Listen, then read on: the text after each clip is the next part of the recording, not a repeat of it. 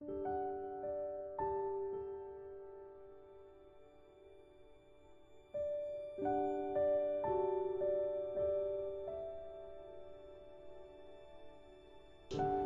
name is Nick Cochrane Dyet, and I am the chairman of the British Business Group in Abu Dhabi, affectionately known as the BBG Abu Dhabi.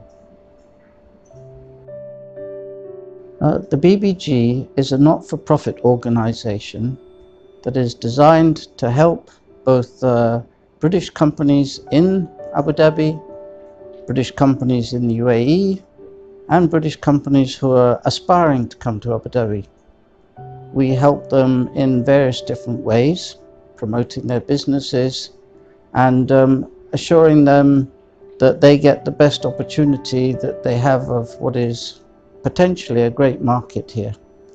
The BBG operates with a large number of members who are from big brand names all the way through to SMEs who are starting out on their adventure in life. And it operates through networking events, it operates through meetings with senior visitors to the UAE from the UK. It has specific focus functions which look at different sectors, for example, such as the energy sector, the healthcare sector, the education sector, all great opportunities for British business, both here in the UAE or also people who are thinking about coming to the UAE. The number of SMEs who are exporting from the UK is around 20%, so we're well aware that there's a huge growth opportunity for SMEs. The UAE is a dynamic country and it's continuously working on improvement and change. And what we enable is people to keep current.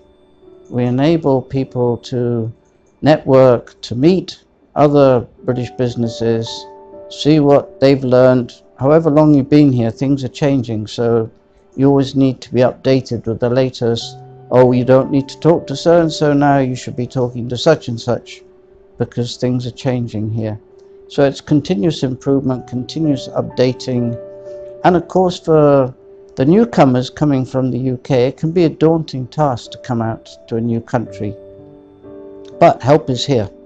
And the BBG offers that help, not just in the BBG itself, but also networking with the British government. And we have a very strong connection with the Department for International Trade, DIT. In fact, the senior member of the DIT in the British Embassy is a board member of the committee of the BBG in Abu Dhabi.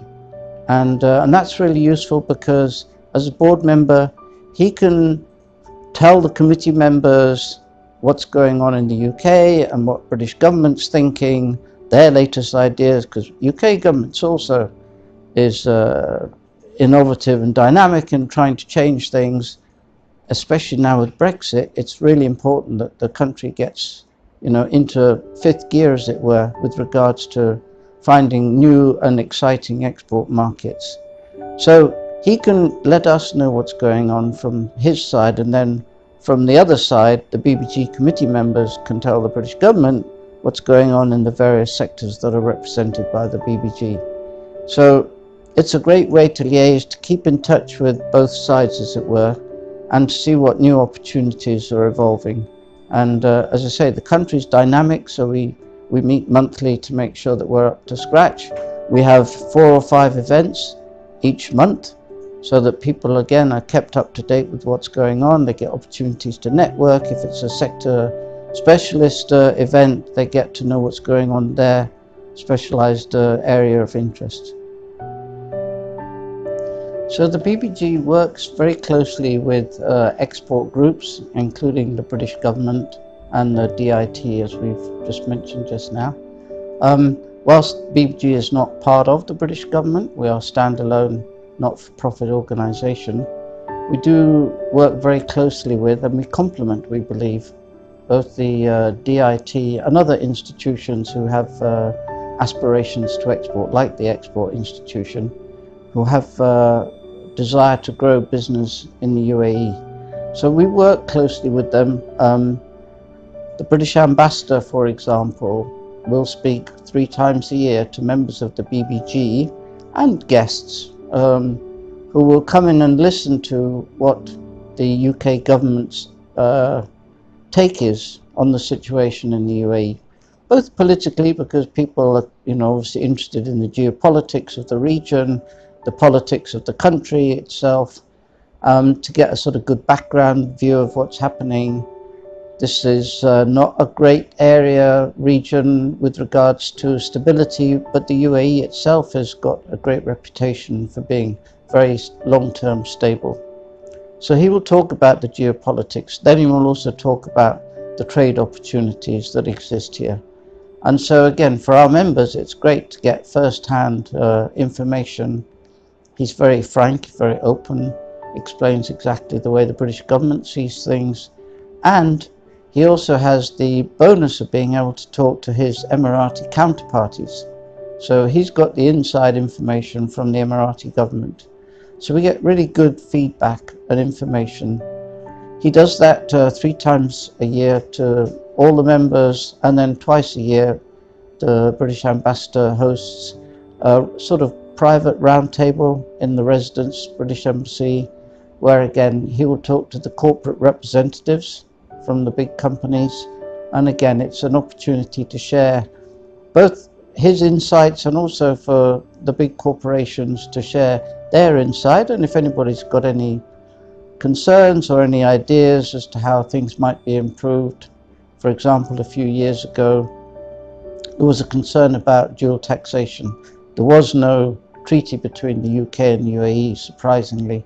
It was raised both by the BBG, it was raised by the UK-UAE Business Council, whom we also work very closely with, and eventually the rule was changed, so there is now dual taxation treaty between the UK and UAE.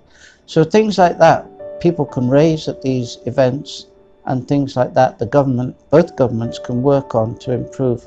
Again, the object of the exercise is to improve trade ties between the two countries.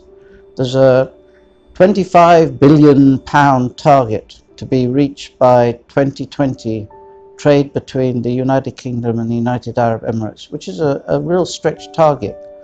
But by having institutions like the BBG, who help institutions like Export Institution, working closely with DIT, working closely with the British Ambassador, the British Embassy, the UK government, team effort will enable these kinds of targets to be reached.